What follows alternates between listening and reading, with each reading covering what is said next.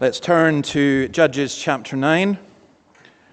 I was reading this on the plane coming back from Scotland. I had plenty of time. I had 54 hours to do so that was fine. And I thought, maybe I should change this passage, because to come back to this passage, it's hard going. And yet, the more I've looked at it, the more I thought, I couldn't believe it. And then this morning when I woke up, and saw the news about Iran, I thought, it's unbelievable how relevant this is. So I hope you see this. So, I've entitled it, What's It Like to Live in a Godless Society? Now, we get told that we live in a secular society, but there's different kinds of secular society. What happens is, we get presented with a binary choice. You can live in a theocracy. Now, Iran was a theocracy where the clergy governed the whole country. In that sense, Islam. There have not been many Christian theocracies, but there have been some. Not a great idea. You do not want the Pope running your country. You do not want Archbishop Kanishka running your country. And you absolutely do not want me running even your town council. You just don't. That should not be the role, but that's theocracy. And then people say secular society is a society without God. Literally, secular is actually what that means. But traditionally and normally, that's not how it's been understood in Western society. In Western society, we have a Christian secularism. Now, what is that? It sounds contradictory. It's not. It's based on the teaching of Jesus, one of the most radical teachings of Jesus, that you give to Caesar what is Caesar's, you give to God what is God's. So to put it bluntly, we don't get to determine the speed limit out there. But the state doesn't get to tell me what I should preach. Okay? So, or how we should worship God. Now, the trouble that's occurred in our countries, in Australia, in the UK, not so much in America as yet, but heading that way, is that the people who run the country have gone for the very narrow definition of secular, which is Alistair Campbell's thing. Alistair Campbell was Tony Blair's publicity officer, and Blair was asked, did you and George Bush pray together? And his response was a very famous one: we don't do God. Now, if that's true, think of this. I thought these are some of my favorite quotes on that subject. Dostoevsky, who you can never go wrong with. If God does not exist, everything is permitted. Or Pope Benedict, my favorite pope. You may find it strange to hear a Presbyterian minister saying that, but he really is. And he was a brilliant thinker. And he said this: a society without God, a society that does not recognize him and regards him as irrelevant, loses its sense of direction. With the disappearance of this moral compass, we struggle to differentiate between right and wrong. And we do. What's right? What's wrong? Who tells us what's right and what's wrong? How do we work it out? Ronald Reagan, who I wouldn't normally quote, but sometimes he got it spot on. Without God, there's a coarsening of the society. And without God, democracy will not and cannot long endure. If we ever forget that we're one nation under God, then we will be a nation gone under. And then this is probably my favorite quote, and you need to think about it. T.S. Eliot, the poet: and the wind shall say, here were decent godless people, their only monument the asphalt road and 1,000 lost golf balls. Now, what's he saying? He's saying that we get technology and we get entertainment with secularization without God. By the way, if you ever want any of these quotes or anything, just email me, let me know. I'll send you the whole slide thing. That's no problem. So, like the Italian proverb says, if you leave God out of your reckoning, you don't know how to count.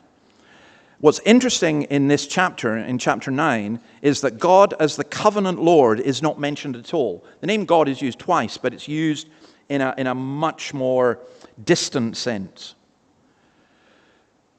And this is a chapter which has leaders ignoring God except for one. And I see it as so relevant to our culture. The EU, when they drew up their renewed constitution, despite the history of Christianity in Europe, and despite Christianity making Europe, deliberately left Christianity out of it. Not even in their history. It's astonishing. I think of here in Australia, if, you know, I mean, people can mention God and use him in a wrong way, and we need to be very careful about that. But living and governing as if there were no God is a disaster, as we shall see. So most of our time is going to be spent on the first few verses. So I do have 4 points, and when you realize that it's after 11 and I've just done the first one, you don't panic, okay? So let's read verses 1 to 6. So this is Abimelech. This is after Gideon's death. So Abimelech, son of Jerubbaal, went to his mother's brothers in Shechem and said to them and to all his mother's clan, "Ask all the citizens of Shechem, which is better for you, to have all 70 of Jerubbaal's sons rule over you, or just one man? Remember, I am your flesh and blood." When the brothers repeated all this to the citizens of Shechem, they were inclined to follow Abimelech, for they said, "He is related to us." They gave him 70 shekels of silver from the temple of Baal-berith, and Abimelech used it to hire reckless scoundrels who became his followers. He went to his father's home in Ophrah, and on one stone murdered his 70 brothers, the sons of Jerubbaal. But Jotham, the youngest son of Jerubbaal, escaped by hiding. Then all the citizens of Shechem and Beth Milo gathered beside the great tree at the pillar in Shechem to crown Abimelech king. So what we're looking at here is power without God. Now, this is quite difficult. Gideon's a hero, a great guy, and his son is the son from hell. You know, you can have situations where you've got godly Christian parents, and then the son is the opposite. You know, it's why you have to be really careful about dynasties within churches. You know, that you say, okay, well, my son, he'll be pastor after me or something like that. You know, look, it's wonderful that in many homes, Christian homes, the children grow up knowing, loving, and fearing the Lord. But it's also a reality that in several instances, they turn against, they rebel. And sometimes they come back, sometimes they don't. And Christian parents will very often feel guilt-ridden and will blame themselves. No. It's much more complicated than that. But here was a man who was seeking power. Now, he was Gideon's son by his concubine. He was illegitimate. Now, the important thing here is that meant he didn't stand to inherit. In that culture, if you were a legitimate son, not women, it was a patriarchal culture, but if you were a legitimate son, you could inherit. But if you were an illegitimate son, you got nothing. So at that point, he realizes, I got to fight for this. And you'll notice that every other leader in Judges is called by God, but Gideon gathered it for himself. Now, I think a sense of being called by God is important. I think I'd be quite wary of a political leader who stood up and said, God has called me. But I think having an internal sense, this is something I'm supposed to do, I'm doing it for a greater good, and so on. Because otherwise, you go, leaders will often talk about the will of the people. What they mean is their will, their power. As Stalin said, so you see, I'm prepared to quote anyone from Pope Benedict to Stalin. Stalin said, "The law, I am the law." That was also the French king, Le Roi, c'est moi. It's me. I am the ruler. Well, Abimelech, what he does is he claims family authority.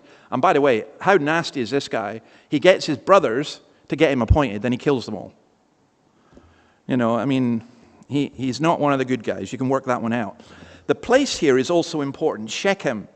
And the reason for that, it's the place where God appeared to Abraham to tell him that this is the land he was being given. And it was the place that when the Israelites came back from Israel with Joshua, he gathered the people and renewed the covenant at Shechem. So Shechem was really important. Now, this may be my ignorance of Australian history. I was trying to think, what for Australians would be really important? For Scots, it would be Bannockburn, or if you've watched Mel Gibson, or maybe Edinburgh. And I thought, what for Australians? And I couldn't think of anything, so you can tell me. Maybe Botany Bay. Okay, the Eureka Stockade. All right, that could be one. But the trouble is, there's like lots of them. But these people all knew Shechem was one place that was really special to all the Israelites. Now, what we're told here is they played harlot with the Baals. They committed themselves specifically to something called Baal Berith. Now, the name which occurs here, and in chapter 9 and verse 4, it's significant. It translates as Lord of the Covenant, or Baal of the Covenant. Now, it's a god, but who is this divinity? So Baal is literally the word for Lord. It's really important that is understood that. And El, Baal el-Sharif, El is the Almighty One. And Berith is covenant. Now here's the important thing. All these words are being used, and all these words would be very familiar to the Israelites, and all these words would fit in. And this is where it is really important to understand in our cultural context that people use words, twist words, and words don't mean what people think they are. So you'll hear people talking about peace and love and understanding and diversity and tolerance. And you have to stop and think, what do you actually mean? Because when someone stands up and says, I'm all for peace and love and everything, I want to go, yeah, you're a 1960s hippie. How did that work out? But now most people don't remember the 1960s hippies. But you'll still get, I have lost time, and I used to just blame Kamala Harris for this, but it's a disease that seems to have infected all our political class, where they just do word salads. And if you unpick what this, if you started asking them, what does this mean? They would go, oh, don't be so aggressive. Or you're a fascist. Or, whatever. And you say, no, but what do you actually mean? And within the church, the same thing happens. You get people stand up in a church, and they'll talk about Jesus, and they'll talk about the Bible, and they'll talk about salvation and everything else. But you have to stop and ask, what are you actually saying? What do you mean? Because these words were twisted. So the Israelites would say, look, we're still following the Lord of the Covenant. We're still meeting in Shechem. But it had become a pagan temple. And that's really significant. So, what the Israelites did was they displaced Yahweh, they displaced what the old translations called Jehovah, the term the Lord, with basically their own self-made God. They made themselves the center of things. God called Israel out of Egypt into the land of Canaan, and the Israelites got rid of God. And I would suggest this. I would suggest that an awful lot of the foundations of Australian life have been built upon Christianity, but we've now decided we don't need God. Let's get rid of God. He's irrelevant. Now, Abimelech appeals to their tribalism. And this is again really significant in terms of our culture. He says, you're my own flesh and blood. Here's a really important principle. When a society forgets the God of the Bible, that does not bring unity and diversity. It brings tribalism and factionalism. And if you doubt that, look at the UK today. And if you doubt that, look at what happens in a lot of Australia today. There should be unity between people of different races and different backgrounds and so on, based on a common understanding, if you like, a common covenant. But when people become tribalistic in order to protect their own interests, then you end up with disaster. Now we, in Scottish history, we saw that. There used to be an old joke, what's the fastest thing on wheels? And the answer was a Protestant milk boy in Coatbridge. Now, to explain that, Coatbridge was a very strongly Catholic town, and Protestants got chased out of it. Now we've had areas. I was up in Maitland, and apparently the Free Church guys had a fight with the Catholics, and a couple got killed in the 19th century. Well, I'm glad those days are over, because that was absolutely ridiculous. But there's different kinds of tribalism coming in. And I don't want to blame the Muslims for this, But you do, when you get people coming and they've got a religion which encompasses everything, including politics and how they live and what they eat and everything, and they all stay in the same place, of course you're going to get ghettos, and of course you're going to get division. And I think that's what's happening in different ways. So, what happens? They get money from the temple of this false god to facilitate Abimelech's rise to power. And again, I think that's so applicable to our culture. Follow the money. Who's going to give me money? To give another illustration from religion, there's a big scandal about the Christian Brethren, who were a very good Christian group in general. My parents were Brethren. I grew up in the Brethren. But the closed Brethren here have become a money-making racket. And if the ABC have actually done a pretty good expose, and so have the Sydney Morning Herald. I'll commend them this time for what they have done. But one of the things that was happening was they were taking millions and using it for political influence. Buying power. Well, that's what happened here. And then you get violence. Abimelech murders his own family, all of them. And here authority is a matter of naked power. And I think again of the Ayatollah in Iran, and I cannot express sorrow that he's gone, because a month ago he killed more than 40,000 of his own people. And so many people in the West just ignored it, which is astonishing. He probably killed more people than have been killed in the whole of Gaza, and there are no protests about that. A bloodthirsty, cruel man who reckoned that if he just killed his opponents, he would get away with it. So I think there are lessons for choosing a leader. There are pragmatic arguments in terms of church and in terms of society as well. You might, for a political leader, you might say, oh, I'm going to vote for him because he'll cut my taxes, or he'll pay my student loans, or protect my pension. But God actually wants men and women of character.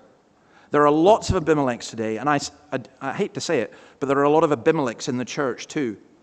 And that's how you end up with church abuse, because you get men, and it's usually men, who take the power and who abuse it. And it's horrific. I counted this week 5 relatively well-known church leaders who are being dismissed from their posts because of this type of thing. And the reason for all of this is, if you go back to chapter 3, verse 7, the Israelites did evil in the eyes of the Lord. They forgot the Lord their God and served the Baals and the Ashtoreths. I've read a lot about inquiries and things about what happened in Bondi. To me, I find it astonishing that people don't think more about Bondi, because that to me is a very, very defining moment in Australian history. And you know, I don't think you need an inquiry. Here's the answer that I would give. Why did Bondi happen? Because Australia forgot its God. That's what I would say. And I would say there's mass confusion. And I would say there's been tolerance of evil. And I would say that it's just such a mess. You can't go and blame one particular group. But if you leave God out, this is what happens: violence, corruption, power grabbing. So, that's the background to this. Let's read verses 7 to 21. When Jotham was told about this, he climbed upon the top of Mount Gerizim and shouted to them, "Listen to me, citizens of Shechem, so that God may listen to you." One day the trees went out to anoint a king for themselves. They said to the olive tree, "Be our king." But the olive tree answered, "Should I give up my oil, by which both gods and humans are honored, to hold sway over the trees?" Next the trees said to the fig tree, "Come and be our king." But the fig tree replied, "Should I give up my fruit, so good and sweet, to hold sway over the trees?" Then the trees said to the vine, "Come and be our king." But the vine answered, "Should I give up my wine, which cheers both gods and humans, to hold sway over the trees?" Finally all the trees said to the thorn bush, "Come and be our king." The thorn bush said to the trees, "If you really want to anoint me king over you, come and take refuge in my shade. But if not, then let fire come out of the thorn bush and consume the cedars of Lebanon." Have you acted honorably and in good faith by making Abimelech king? Have you been fair to Jerubbaal and his family? Jerubbaal, remember again, is Gideon. Have you treated him as he deserves? Remember that my father fought for you and risked his life to rescue you from the hand of Midian. But today you've revolted against my father's family. You've murdered his 70 sons on a single stone. and have made Abimelech, the son of his female slave, king over the citizens of Shechem, because he's related to you. So have you acted honorably and in good faith towards Jerubbaal and his family today? If you have, may Abimelech be your joy, and may you be his too. But if you have not, let fire come out from Abimelech and consume you, the citizens of Shechem and Beth Milo, and let fire come out from you, the citizens of Shechem, and consume Abimelech. Then Jotham fled, escaping to Beer, and he lived there because he was afraid of his brother Abimelech. So we consider the prophet. Now, Jotham, Abimelech means, my father is king. You know, my dad's king, I'm going to be king. Jotham's name means the Lord is perfect. The Lord is blameless. Jotham, is the mirror opposite of his half-brother. He's the one half-brother that was left, that managed to escape. And he does something here. You have to understand how incredibly brave this is. He's the lone voice. He'd escaped by hiding. He'd run away. Now, personally, if I was him, I'm out of here gone. I'm off to Egypt or somewhere. Or I'm off to paradise in Scotland, where I'll get the sun and everything else. But he went to Mount Gerizim, which was just about 4 kilometers northwest of Shechem. And from that, if you can imagine it, he could stand up there and he could view the whole place. And he could call out to the people, which is what he did. The other thing about Mount Gerizim is it's the mountain on which Joshua stood when the covenant renewal ceremony was done, and also it was easy to escape from. So he wasn't completely daft. He didn't walk into the middle of the city of Shechem, into the pagan temple, and start having a go at the leaders. He stood out and he spoke to the people. And then notice what he does. He doesn't say, you're all a bunch of sinners and you're all going to die because you did a terrible thing. He tells a story, and it's a ridiculous story, and it's filled with humor. And just again, as a general principle, I think, rage against the machine. Well, if you're going to rage against the machine, tell stories. Speak the truth. Be J.R.R. Tolkien and write Lord of the Rings. Do something. Be humorous as well. And this ridiculous story is ridiculous. I'll help you understand it. Olive trees and vines were valuable because they were the staple of the Israeli economy. Thorn bushes were useless. What did they do? They were too short to provide protection from the heat.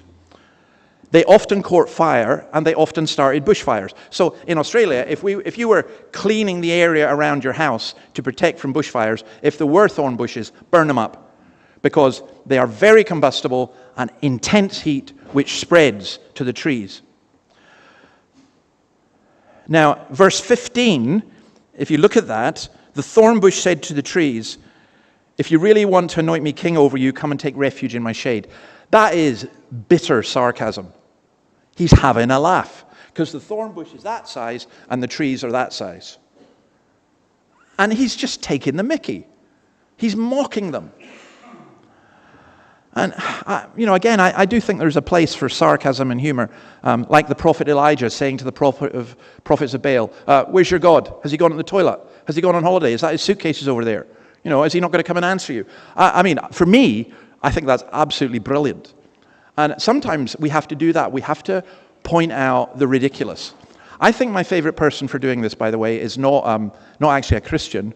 It's J.K. Rowling, who, apart from writing the books, my goodness, I would not want to get on the wrong side of J.K. Rowling having her tweeting against me, because she's utterly brilliant, she's really funny, and really ruthless. If you want to doubt that, go to X if you're on X, and look up the latest from J.K. Rowling on Nicola Sturgeon. If I was Nicola Sturgeon, I'd be going away hiding with that one. It's burn. And that's what Jotham does. And in fact, what he says is, you're going to get burned. And it is a prophetic warning. And again, what I find in the church, now maybe you want to disagree with this, maybe you hear the opposite. I don't. I just remember during COVID being so gutted by church responses so much, and church leaders, and people, and lots of things, just saying peace, peace, when there is no peace. You know, sometimes you need nerve. There was an Egyptian Orthodox priest who was asked to speak in the Scottish Parliament because they thought, oh, it's lovely and diverse to have an Egyptian Orthodox guy. They had no idea what they were getting. Because he stood up and told them they were all a bunch of godless pagans who, unless they repented and turned to Christ, were going to hell. You know, now I would have been imprisoned for saying that in Scotland, but he was Egyptian and, you know, and he got away with it. But I just thought, man, you had some nerve. You know, it was just really strong and really good. And I have to say, we've returned from Scotland, and it's heartbreaking for me and difficult for me to see how much it has changed. Because Scotland really has become a really good example, like New Zealand, of what it means to be secular without God. Scotland was known as the nation of the people of the book. The vast majority of people wouldn't even know what the book is, and 20% of them wouldn't be able to read it because they're illiterate. And the saddening thing for me about this is, whilst all this was going on, you could see it happening, but the church leaders were generally silent. Not all of them, but most were. We mustn't say anything that upsets people. You win people over by love. Well, yes, you do. But you can also tell the truth, and you can use sarcasm and humor and lots of other things. I don't know, maybe I'm wrong. I mean, I was only a child in the 1960s, probably just Noah's age. So I'm not saying I was into politics when I was Noah's age. But I do kind of retrospectively remember this. You got songs like Barry Maguire's The Eve of Destruction. You got Bob Dylan's With God on Our Side, or The Times They Are A-Changing. They were angry songs. They were prophetic songs. They were, you know, and I'm struggling to hear anything like that today. You had humor, where there were some pretty brutal comedians who told truth. And now they just echo, generally, the culture. Maybe someone like Bill Maher in the US is a wee bit different.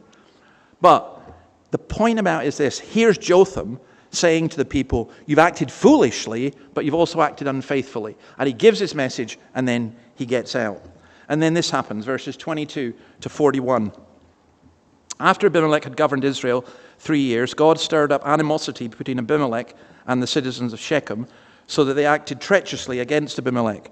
God did this in order that the crime against Jerubbaal's 70 sons, the shedding of their blood, might be avenged on their brother Abimelech and on the citizens of Shechem who had helped him murder his brothers. In opposition to him, these citizens of Shechem set men on the hilltops to ambush and rob everyone who passed by, and this was reported to Abimelech. Now Gaal, son of Ebed, moved with his clan into Shechem, and its citizens put their confidence in him. After they'd gone out into the fields and gathered the grapes and trodden them, they held a festival in the temple of their God. While they were eating and drinking, they cursed Abimelech. Then Gaal, son of Ebed, said, who is Abimelech, and why should we Shechemites be subject to him? Isn't he Jerubbaal's son, and isn't Zebul his deputy? Serve the family of Hamor, Shechem's father. Why should we serve Abimelech? If only this people were under my command, then I would get rid of him. I would say to Abimelech, call out your whole army. When Zebul, the governor of the city, heard what Gaal, son of Ebed, said, he was very angry. Under cover, he sent messengers to Abimelech, saying, Gaal, son of Ebed, and his clan have come to Shechem and are stirring up the city against you. Now then, during the night, you and your men should come and lie in wait in the fields. In the morning at sunrise, advance against the city. When Gaal and his men come out against you, seize the opportunity to attack them. So Abimelech and all his troops set out by night and took up concealed positions near Shechem in 4 companies. Now Gaal, son of Ebed, had gone out and was standing at the entrance of the city gate, just as Abimelech and his troops came out from their hiding place. When Gaal saw them, he said to Zebul, look, people are coming down from the tops of the mountains. Zebul replied, you mistake the shadows of the mountains for men. But Gaal spoke up again, look, people are coming down from the central hill, and a company is coming from the direction of the diviner's tree. Then Zebul said to him, where's your big talk now? You who said, who is Abimelech, that we should be subject to him? Aren't these the men you ridiculed? Go out and fight them. So Gaal led out the citizens of Shechem and fought Abimelech. Abimelech chased them all the way to the entrance of the gate, and many were killed as they fled. Then Abimelech stayed in Arumah, and Zebul drove Gaal and his clan out of Shechem. Now the fire comes. And I'm not going to say a great deal about it. Just notice this, though. This is the only place in Judges where the length of time of the rule of the judge is made at the beginning of their reign, and that is Abimelech here. And what it's saying is, God knows exactly how much time you've got. And when I look at all the things going on in the world, and all the dictators and trouble and everything else, and politicians I don't like and politicians I do like who will eventually let me down, it just makes me despair, except this: God's got your number. God knows. You know, you should be incredibly humble because your days are marked. And maybe one other thing to say, that you probably picked on God sent an evil spirit. Well, is God the source of evil? Did God make the spirit evil? No. What it's saying here is that God did not make this spirit evil, but God made this evil spirit serve his own good purpose of punishing evil men for the evil they had done. And sometimes God does that. Sometimes God uses, if you like, what we would call evil people, and yet he uses that for his purposes of punishing evil. That does happen. And what happens here is Abimelech's supporters begin to turn against him. And again, just another principle, what I was saying to the children, what goes around comes around. Abimelech got money from the pagan temple at Shechem to get power. Gael goes to Shechem, and God stirs up the people against Abimelech. Again, I sometimes see leaders playing with fire. I don't know if you're the kind of person who likes The Godfather. I wouldn't recommend it to you if you don't like violence. But it is a brilliant, brilliant film. And part of the whole thing on that is you cannot get involved with the mafia without getting burned. It just comes back against you. And that's what's being taught here. And then maybe just notice this as well. Gael goes to the fields. It's harvest time for the grapes. And you probably see the detail here is always interesting. Why is that significant? Because it was a drunken orgy for the celebration. The grapes were brought back. They tramped on the grapes. They turned them into wine. And they just went for it. They had a party. And then it is so easy to stir up people when they're drunk, when they lose their senses. Mob rule. And again, have you noticed in our culture increasingly how violence and mob rule is being used? So today, I don't think this is incredible at all. Today, as soon as it was announced that the Ayatollah was killed, there were people on the streets of Sydney and Manchester and London and New York and so on, all with their banners ready, everything done. Because there are people who know exactly how to stir up mob rule, and people get used in that way. And that's what happened here. Do you know, I was thinking of this as an example. In Iran in 1978 and 1979, there were lots of people who did not like the Shah. Some of you will remember this. I do remember this. And the left-wingers and the feminists allied themselves with the Islamists to overthrow the Shah. And people were celebrating in cities all over the world that the Shah had been overthrown. And then, when the Ayatollah came to power, who did he attack? Who did he kill? The left wing and the feminists. You know, sometimes you get into political alliances with people and it turns around, it bites you. I think that it is utterly bizarre that in the West today, progressives are supporting Islamists, and you get ridiculous things like, the most ridiculous political thing I've ever seen are people going on marches with banners saying "Queers for Gaza."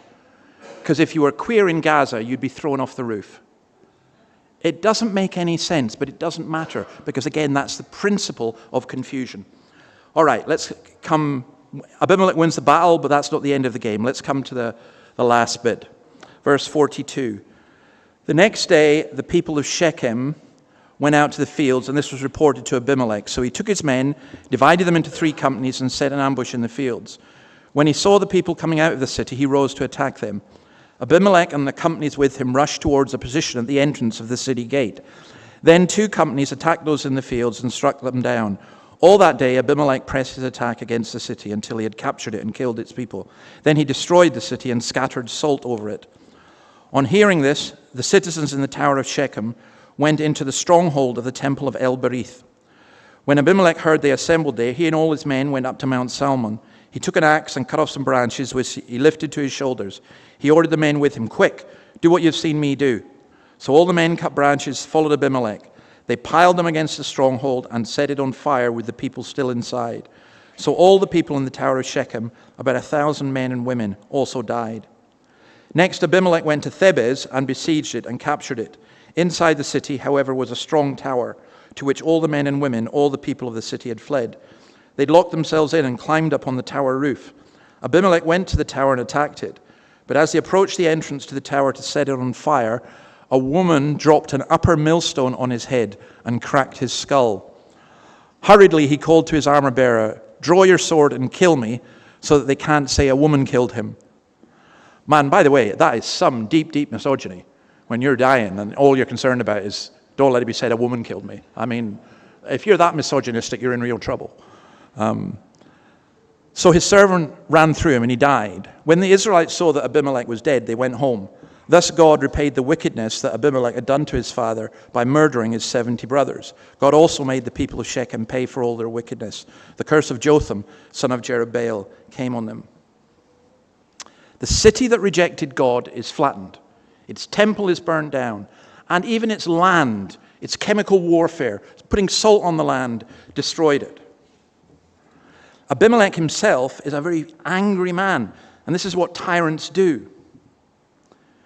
He just wanted to suppress opposition. For him, power equals slaughter. I remember reading Wan Chang's Mao, and Wan Chang is one of my favorite writers. She's a Chinese writer. She's brilliant. And there's one scene I can never get out of my head when I read it because it was so shocking. During the Great Famine, which had been caused by Mao's disastrous agricultural policies, one of his advisors came to him and said to him, "Sir, 30 million people will die." And Mao just looked at him and said, "Is that all? We're overpopulated. Is that all?" I'm astounded. I can go out on Bowman Street and sometimes see pictures of Mao. Come to socialist Sunday schools, a picture of Mao. You're kidding? You're really kidding? But no. People sometimes see these people as heroes. Well, Abimelech himself is killed. He goes to Thebez a few miles away. We know nothing about it. He's winning. Everything seems to be going his way. But then God intervenes, and it's a ridiculous story and almost quite amusing. The stone of the millstone, the upper stone, is a small one. It's not that heavy. It's not like Superwoman lifting this great big heavy millstone. It's just the one at the top. But she must have had a really good aim, because she's up there and she just goes clonk and lands right on his head, and that's enough to fatally wound him. Now, have you noticed something here? What did Abimelech do to his family? He killed them all on one stone. That's what it says at the beginning. He killed them on one stone. And he himself is killed by one stone.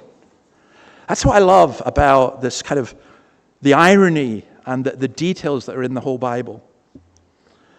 And so, let me kind of summarize this. Look, God is there. You can see verse 56 and 57. God repaid the wickedness. God. Now, in Romans 1, we're told the wrath of God is being revealed from heaven against all the godlessness and wickedness of people who suppress the truth by their wickedness, since what may be known about God is plain to them, because God has made it plain to them. I love what Tim Keller says about this. This is how God's judgment works. We think God's judgment, and we think lightning or something. But normally, no. This is how it works. Keller says God's judgment comes silently. It comes after a wait, and it comes through the outworking of human sin. God doesn't need to send a lightning strike. He just needs to let things play out. He withdraws his mercy, and he leaves us to get on with it. So, the stupidest thing for any human being to do is to demand human autonomy. It's my body. I'll do what I want with it. It's my life. I'll live it my way. Well, if God lets you do that, you are going to destroy yourself and you're going to destroy the people around you. It's so important to grasp this. Or another way of looking at this in terms of evil and judgment and everything else. God is not obligated to show grace to sinners. That should be obvious, because it wouldn't be grace if he was obligated. Right? God could just justly let us all go to hell. He could let us just get on with things. We plead with the Lord to have mercy on Australia, or to have mercy on the church, or to have mercy on the UK or America or China or every country throughout the world. But God is not obligated to do that. God is also sovereign over evil. Evil is destructive by its very nature, but as St. Augustine argued, only God can bring good out of evil. And I think for the Christian, it is so important for us to grasp that. Why has this evil happened? Well, God can bring good out of evil. And then this, commonplace events can be specific judgments of God. Commonplace events can be specific judgments. They're not always seen as that, but they can be. And then I would also say this, there are foretastes of heaven in this life, but there are also foretastes of hell in this life. And there is a fire coming. There is a great fire of judgment. And you do not want to be the person who's saying, I'm going to stand before God and tell him what he should have done, or how I would have done it better, or I'm going to justify myself. Because there is a fire coming that will burn away all your pride. It will burn away every pretense that you have had, and it will leave you standing naked before a just and holy God. All the dross you've got in your life will burn up. And it's a terrifying prospect, and it's meant to be, and that's why Jesus teaches about it so much. Because, why? Because God, there's a promise that comes. We're going to look at this in the Romans Road tonight at 5 o'clock in more detail, so it's kind of like part 2 with this. But next week, we're going to see more of God's mercy to Israel in chapter 10. But for us, that mercy is seen in Christ, because we need a leader who will rescue us from ourselves. Who is going to rescue us from ourselves? I'm not ashamed of the gospel, says Paul, because it's the power of God that brings salvation to everyone who believes, first to the Jew, then to the Gentile. For in the gospel, the righteousness of God is revealed, a righteousness that is by faith from first to last. Just as it is written, the righteous will live by faith. We need church leaders who recognize that it's not about our power, it's not about our gifts, it's not about our plans. It is purely and utterly about the gospel of God and the grace of God. The gospel cannot be bought, the gospel cannot be sold, the gospel cannot be manipulated, the gospel cannot be diluted. And if you've got leaders who recognize that, then they're the right kind of leaders. And I would pray that you pray for those of us in leadership in this church, because it's so easy. I'll say that about myself. It's so easy to go away from that. But in our country, we want leaders that recognize the gospel and the God of it. We're not saying we need everyone to be a Christian, and sometimes Christians can be bad politicians. But on what are you going to base your laws? It has to be on the law of God. And then I want to say this, the gospel is always good news. It's always good news. And God sometimes works in the most difficult of circumstances. So one of the reasons I believe that the Iranian regime has fallen is this, that over the past 20 years there have been more than 1 million Iranian Muslims who become Christians. There are more than 300 churches known in Iran at the moment, probably many, many more than that. Less than 40% of the population in Iran even attend a mosque. The government was rotten from within, and it's been exposed from within, and its judgment has come upon it. And do you know, the planes and the bombs are not the good news. The good news is of Jesus Christ. And we pray for the Iranian people. They're a wonderful people with a fabulous culture. And we pray that they would be like the wise men who were all Iranian and come to know Christ, many more of them.